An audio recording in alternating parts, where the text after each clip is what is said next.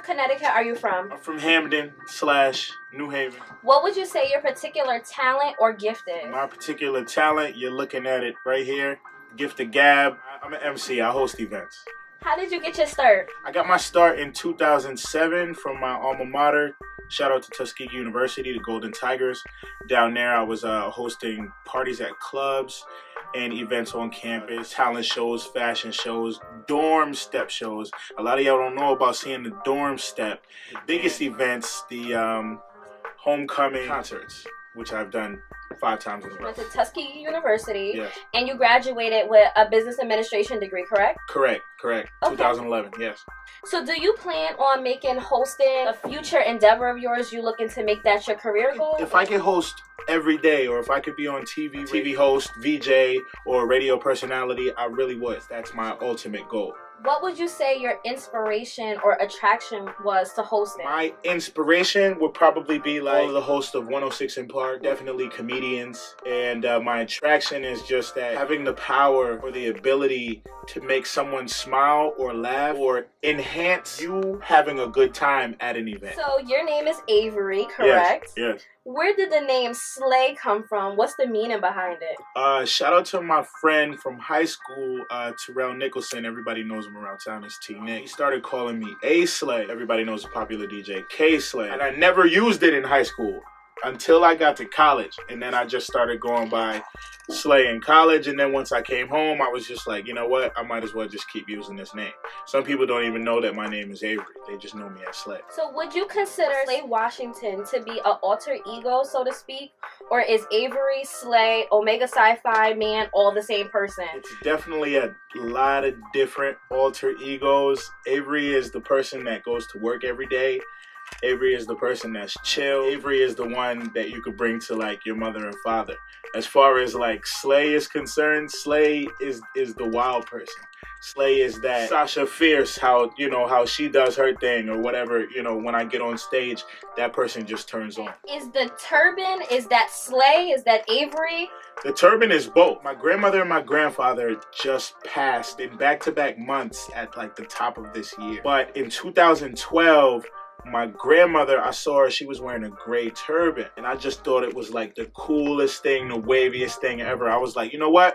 I'm going to go to the beauty supply and I'm going to get one. I'm going to see how it looks. So, I'm looking in the mirror like, all right, this look kind of wavy. I could wear this out the house. The first one was purple, of course. I carried that on from 2012. But once she passed, it was like, now I really have a reason because she was the inspiration for that in the first place. So is honoring my grandmother at this point. What is it that you love so much about hosting parties? It's fun to sit there and say something relevant or say something funny to people and people are laughing or people are smiling, people are pointing. I believe the most satisfying piece after a event when somebody like shakes my hand and says like, yo, you really did your thing, especially when it's somebody I've never met before. How difficult would you say it's been to make a name for yourself as a whole? It hasn't been that difficult in New Haven because New Haven is pretty small. Everybody pretty much knows everyone. Over the state, I've had to, build these relationships with people like in Hartford and Bridgeport and places like that just so I can get booked out there.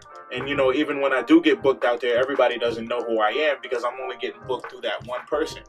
In New Haven, I'm getting booked by a lot of people that people know. So it's like, it's easier in New Haven and it's harder in the state, but I'm working on it. I'm working hard. For someone aspiring to be an event host, what would be the best piece of advice or tip you can give to them from your own personal journey? The best piece of advice that I could give is watch award shows, like especially like the BET award shows, like, shows that typically do not have a dry host, or when you go to any of these colleges or events and you're like, yo, that host was popping. Try to take that style and like make it your own. See why that person was funny. See why that person was entertaining, because that's what happened to me the first couple of times that I actually hosted something.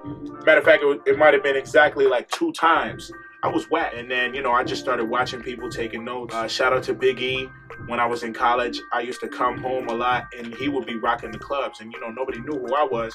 But, I would definitely be watching him and taking notes from him. I crafted my own style, but, getting there, I definitely took some tricks out of his bag. What is your motivation? My motivation is the passion. Just the passion when somebody smiles. Like, people don't understand how much that means to me, that I'm on stage and you're smiling because I said something. It's really like a true passion, and it's from my heart. What do you feel like sets you apart from all the other hosts, MCs? What sets me apart, it's the passion. Like, some people might be doing it for $1. Some people might be doing it because they think it makes them look popping, or, you know, it gets them followers or females or whatever. But it's the passion. I used to do this for nothing. I just go harder than everybody else. Where do you see yourself in the next 5 years? Buying a home. Hopefully I might have some little slays, Mrs. Slay, you know, and you know, hopefully I'm on TV or radio somewhere. It doesn't have to be locally, it could be anywhere. That's where I see myself in 5 years. I usually sometimes see you in African garb. Why do you wear that? Obviously, because, you know, I'm from African descent, because I think it look cool. It looks cool. Like, it's not even that deep. It's not because,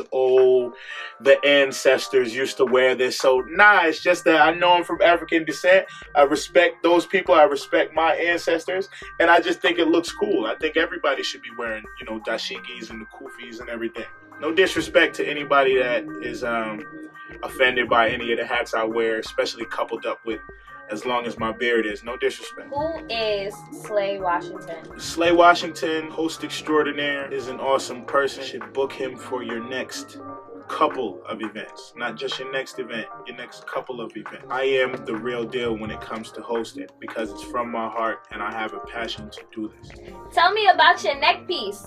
Oh, the neck piece, shout out my boy, Work 365, Will Gibbs. It was actually made in 2011, not too long after I graduated. So, you know, the piece is about 3 years old now. I actually have 2 of them, but I don't really bring it out too much.